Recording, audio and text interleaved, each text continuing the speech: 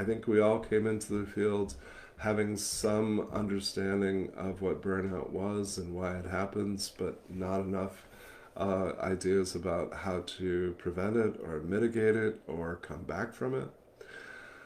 I think we probably came into the field without an understanding of moral injury and the difference between burnout and moral injury. Burnout, that perspective faults the practitioner. Burnout says you did not do enough to take care of yourself. You allowed compassion fatigue to accumulate. You failed to address vicarious and secondary trauma. You didn't drink enough water and go for enough walks or do enough fucking yoga or something. Whereas moral injury says what was asked of you was too great. What your employer demanded of you was too much. The working conditions that you had are too poor. What your client expected of you was too much.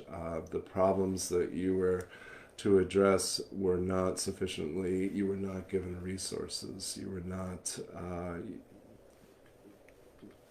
I don't think anybody would have sat you down in grad school and said, here's what it's like when an insurance company decides that your client who's struggling holistically doesn't really meet criteria for ongoing treatment.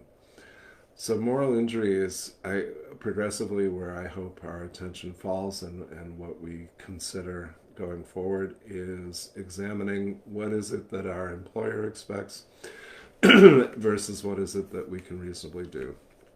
What is it your client expects?